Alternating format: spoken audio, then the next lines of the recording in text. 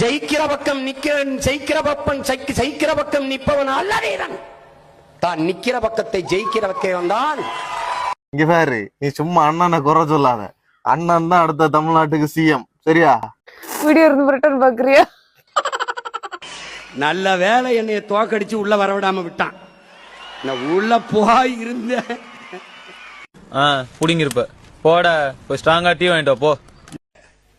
நீங்க உங்களை மக்கள் தேர்வு செஞ்சதுக்கு ஒரே ஒரு காரணம் சொல்லுங்க. அப்ப கடைசி வரைக்கும் நீங்க ஏன் தோத்தீங்கன்னு தெரிஞ்சுக்கிறவே மாட்டீங்க, அப்படித்தானே? ஒரே ஒரு காரணம் சொல்லு, ஒரே ஒரு காரணம். நீ ஒரே ஒரு காரணம், நீ வேணா உங்க ஆளுகளை சொல்லு. ஒரே ஒரு காரணம் சொல்லு. சினிமாவில் நடிச்ச விட்டது 69 படத்துல ஒரு படம் நல்ல படம். இந்த சனா ஒரு படம் கூட நல்ல படம் தராதவன் நல்லாட்சி தருவன் நம்புது பேரு. மெர்சல் பிடிச்சது நினைக்கிறேன் அந்த படம். அந்த படம் எனக்கு ரொம்ப பிடிக்கும். ரொம்ப ரஜினிகாந்த் அவர்களுக்காவது என்ன ஒரு 50 படமாவது இருக்கு. அண்ணன் கமலஹாசனுக்கு 100 படமாவது நல்ல படம். எம்ஜிஆருக்குன்னா 200-300 பாட்டு இருக்கு. ஒழுக்கம் நிறைந்த தாயை போற்றுவது, மனைவி பெண்களை மதிப்பது, பாடல் இருக்கு. மது குடிக்க மாட்டார், சிகரெட் குடிக்க மாட்டார். நீ தம் அடிக்கிற அழகை பார்த்து தனலட்சுமி இரும்பிச்சின்னு. ஏண்டா சீமான் நாய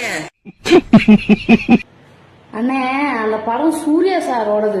விஜய் வந்து பாட்டு தான் பாடி இருந்தாரு, சரிங்களா? 29 தேர்தலில் எவரோடும் கூட்டில்லாது மறுபடியும் தனித்து 40 தொகுதியிலே வாக்கை உயர்த்தி அடுத்து நாங்க தான். இத்துடன் விளையாட்டு செய்திகள் முடிவடைந்தது.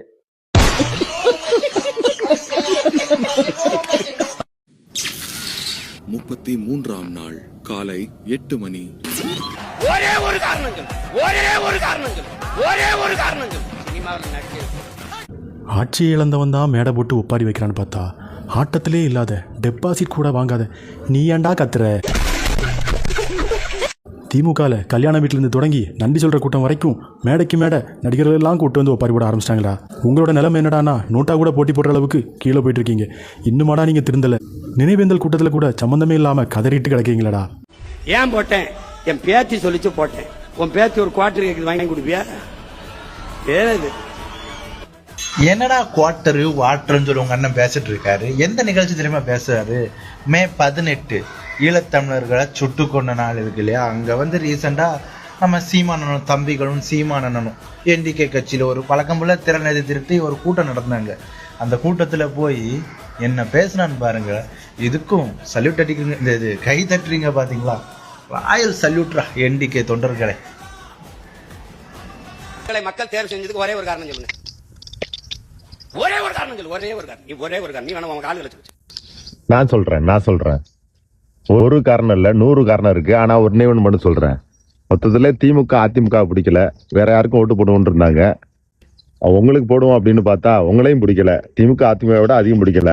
அந்த ஒரு காரணம் போதும்ல. 69 படத்துல ஒரு படம் நல்ல படம். இந்த சனா ஒரு படம் கூட நல்ல படம் தராதவன் நல்லாட்சி தருவன் நம்புது. பகலவன் ஒரு கதை எழுதி வச்சுக்கிட்டு வருஷக்கணக்கா, அதுவும் ஒரு நாள் 2 நாள் இல்ல, மாதங்கள் இல்ல, வருஷக்கணக்கா விஜய் வீட்டு வாசல்ல கிடந்தீங்களே, அப்பெல்லாம் தெரியலையா விஜய் வந்து ஒரு படத்துல கூட நடிச்சது சரியில்லை அப்படின்னு? நீங்க மட்டும் பகலவன்ல மட்டும் விஜய் வாய்ப்பு கொடுத்திருந்தாரு அப்படின்னா இன்னைக்கு நாம் தமிழர் கட்சின்னு ஒரு கட்சியை ஆரம்பிச்சிருக்க மாட்டீங்க. நீங்க படம் எடுத்தது 2 படமோ 3 படமோ, அங்கேயே வந்து திரைத்துறையில ஃபீல்ட் அவுட் ஆகி தான் கிடந்தீங்க. அதனாலதான் உங்களுக்கு அவர் வாய்ப்பே கொடுக்கலன்னு நினைக்கிறேன். இல்ல உங்களை பத்தி முன்னாடியே அவருக்கு தெரிஞ்சா என்னன்னு தெரியல. அதுக்கப்புறம் இன்னொன்னு என்னன்னா, பகலவன் அப்படிங்கிற கதை பேரு டைட்டில் இருக்கு இல்லையா? அந்த டைட்டில் பகுத்தறி பகலவன் அப்படின்னா தந்தை பெரியாரை குறிக்கும். மேபி அவரை அந்த கதையை ஒட்டி எடுத்தீங்களா என்னன்னு தெரியல. அப்ப இப்போ தந்தை பெரியாருக்கும் நீங்க உண்மையா இல்ல, அவரையும் வந்து விமர்சிக்கிற பேர்ல அவதூறு பரப்பிடுறீங்க. மொத்தத்துல நீங்க யாருக்குமே உண்மையா இல்ல. அப்படிங்கிற பட்சத்துல நீங்க அடுத்தவங்களை குறை சொல்ல கிளம்பிட்டீங்க பாத்தீங்களா? காட்டுறத வந்து சிரிக்காம பாக்கணும், சரியா?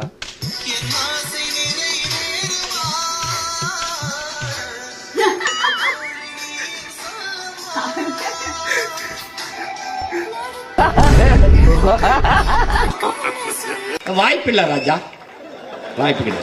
என்னை ஒருபோது இந்த மக்கள் தலைவராக பார்க்க மாட்டார்கள், ஏற்க மாட்டார்கள். ஏன்? நீ ஒரு டுபாக்கூரு.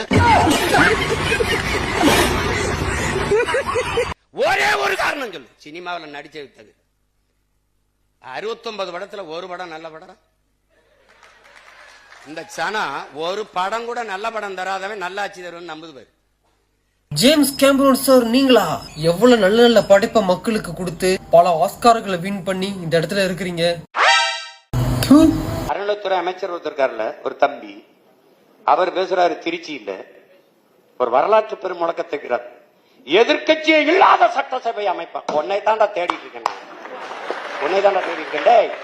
எவ்வளவு பெரிய ஜனநாயகவாதிகளா இதுல. நம்மால இன்னும் கொஞ்சம் என்னை சப்போர்ட் பண்ணிருக்கலாம். அடப்பாவி, இதுவே அதிகம்டா. அதே இவரு நம்மால ஏறி இன்னும் கொஞ்சம் என்னை சப்போர்ட் பண்ணிருக்கலாம்.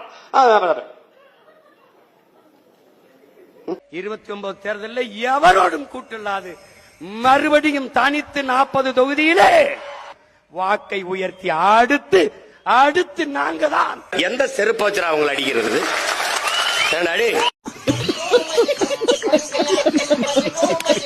ஒரே ஒரு காரணங்கள், சினிமாவில் நடிச்சது 69 படத்துல ஒரு படம் நல்ல படம். இந்த சனா ஒரு படம் கூட நல்ல படம் தராதவன் நல்லாட்சி நம்புங்க.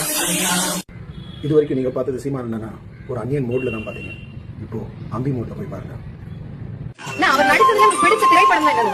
நடிச்சதுல எனக்கு ரொம்ப பிடிச்சது அந்த மெர்சல் பிடிச்சது. அதுக்கப்புறம் அந்த பிகில் அந்த பெண்ணு வீட்டுக்குள்ள அந்த எரிதரவத்தை வீசிடுவாங்க.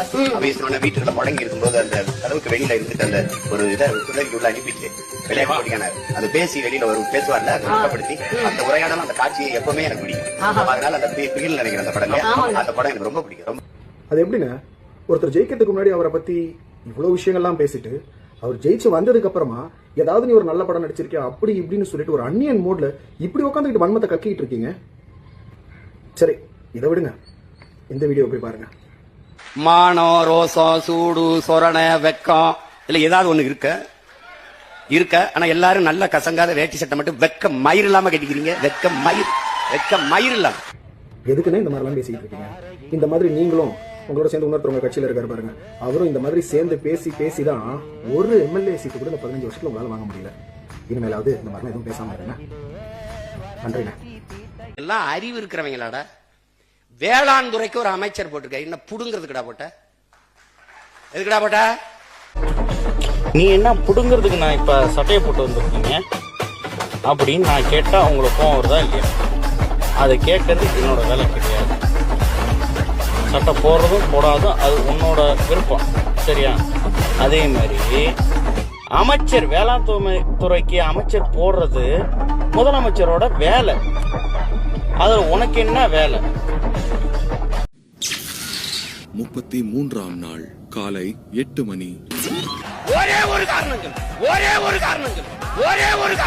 சினிமாவில் நடிச்சது.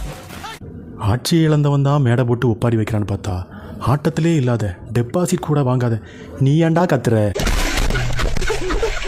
திமுகவில் கல்யாண வீட்டிலேருந்து தொடங்கி நன்றி சொல்கிற கூட்டம் வரைக்கும் மேடைக்கு மேடை நடிகர்கள் எல்லாம் கூட்டு வந்து ஒப்பாரி போட ஆரம்பிச்சிட்டாங்களா? உங்களோட நிலைமை என்னடானா நோட்டா கூட போட்டி போடுற அளவுக்கு கீழே போயிட்டு இருக்கீங்க. இன்னுமாடா நீங்கள் திருந்தலை? நினைவேந்தல் கூட்டத்தில் கூட சம்மந்தமே இல்லாமல் கதறிட்டு கிடக்கீங்களடா. இவங்க பேசுனதை பத்தி நீங்க என்ன நினைக்கிறீங்க அப்படிங்கறத மறக்காம கமெண்ட்ல சொல்லுங்க. அண்ட் இது மாதிரி அப்டேட்டுக்கு சினி ஸ்டாட்டிக்க சப்ஸ்கிரைப் பண்ணுங்க.